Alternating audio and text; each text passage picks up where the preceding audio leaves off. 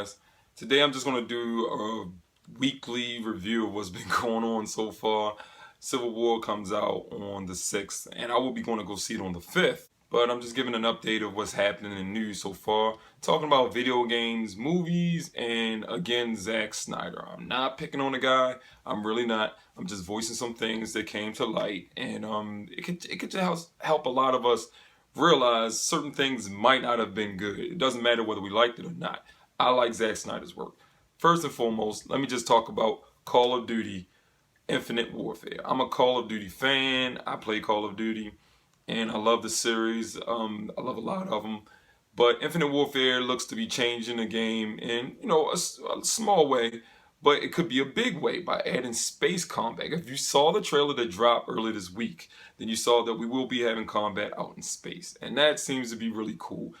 I play a lot of Rogue Squadron games, Star Wars, or Star Fox. There's a new Star Fox game out. It's just something that could be great. If they involve that in multiplayer, that's even better. It's just another aspect that they can bring. They've done that with Star Fox. So, it would be fun.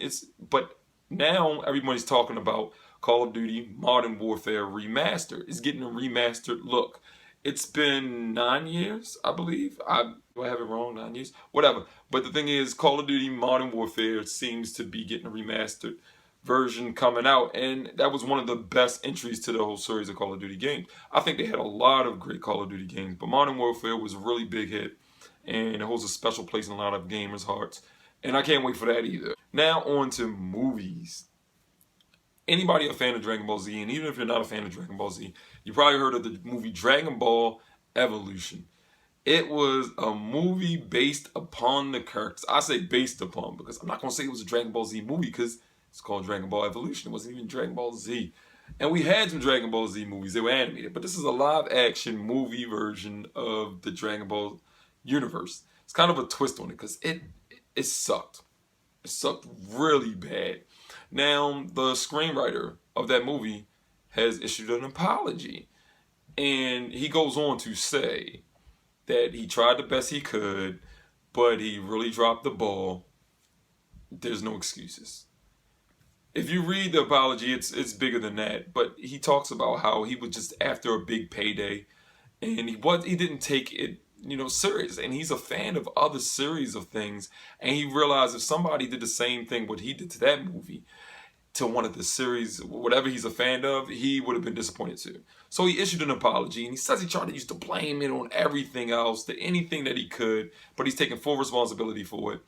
And I give him a thumbs up for that because to admit you did something wrong is great, but the earlier you do it, when you go years without admitting something like that, and that film is disastrous, it makes you look like, it's a little bit too late now. You already put that out there. I don't know if he had trouble picking up work again, or people didn't look at his screenplays, whatever. But he's issued this apology, and it was very much needed. He also goes on to say how he was receiving hate mail from people and fans of the series all over the world. We got to realize people do their homework now. We got the internet, almost infinite information about anything, and they will find out who wrote this damn screenplay. They will write mail and they will send it to you. People send death threats when celebrities hook up with each other. The thing about Dragon Ball Evolution, the studio also gets some blame. If they read the screenplay and they say, okay, yeah, let's make this movie, most of the time studios just want money. There's not enough people in these studios that care about the quality of material because they just want money. The first thing is to bring in money. Second, make sure we have a good story. And I really think it should be the other way around. Good story is going to bring in good reviews, even if your damn movie doesn't make as much money as you need it to. Every studio has had films that bombed or underperformed. I don't care who you are. And you are still lasting and standing around. Just make sure you don't make the same mistake over and over again. Even the actors in Dragon Ball Evolution. I hate to say it because I like everybody. And I love Chow Yun-fat. What's his name? Justin Chatwin, I think it is. Yes. He plays in a show that I really like, Shameless. He played in Shameless. I like him in there. When I see him in Shameless, I'm like, this guy can really act. I'm mad at him for being in that Dragon Ball Evolution movie. Emily Rossum, I believe her name is, and she plays in Shameless as well. And I think she's gorgeous. She's a very attractive, beautiful woman. But she played Bulma. I like to take the hat on Bulma in there. Chow Yun Fat, I even liked him playing Master Roshi. He didn't have the look down, but I respect Chow Yun Fat. But I don't know, maybe he was a fan of it and he just wanted to be a part of it. I don't know, but guys, why'd you sign on to do that movie? If you read the script, I mean, I would back out of a movie. Even if I needed money really bad, I would back out of a movie if it's bad. I mean, you never know how that could damage your career going forward. But luckily for them, fortunate that their careers are still going pretty strong. So, hey, Ben Ramsey, you got my approval and you got my acceptance of your apology. And hope you write some better material going forth in your career. I'm gonna check to see what you've done. But moving right along, speaking of bad writing and getting into just movies being bad, period, I'm talking about Zack Snyder again. An interview from Entertainment Weekly has been found right around the time Watchmen was coming out, and Zack Snyder directed that. Now, Watchmen was almost a direct translation of what was in the comics. So the scriptwriter didn't really have to do too much, and even the film, the movie, it was scene for scene almost from if you read the graphic novel Watchmen. But anyway, that seems like it was something perfect for Snyder to direct because it was very much his tone. I like what Snyder did with 300. I even like 300 Rise of the Empire. I like what Snyder does. I like his work, but I don't think it's right for certain things. The same way I didn't think Bryan Singer was right for X-Men. I don't think Zack Snyder's right for Superman or the Justice League, but one day he could prove us wrong. Anyway, that interview in Entertainment Weekly back when Watchmen was making his debut, the year that it came out, Zack Snyder talks about how he had a friend who tried to get him into regular comic books. And he didn't really like comic books because there wasn't enough killing.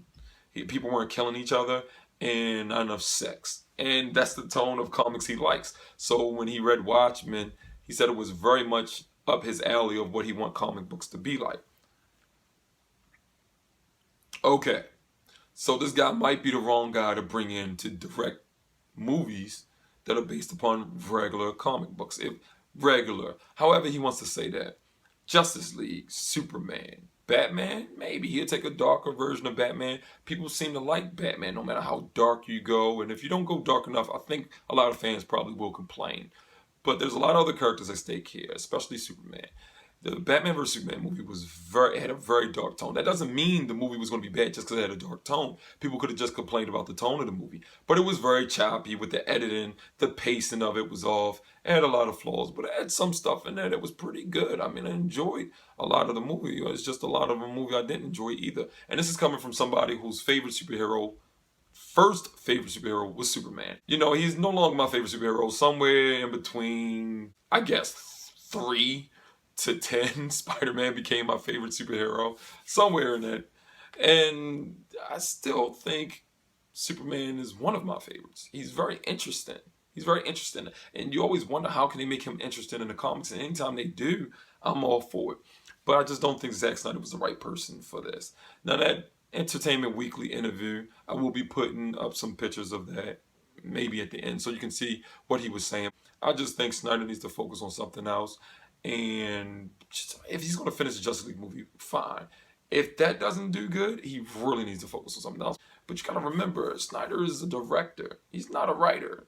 His writers might have had a hand in hurting this movie too. Anyway, that's just all I got today. And I will be making some more videos tomorrow.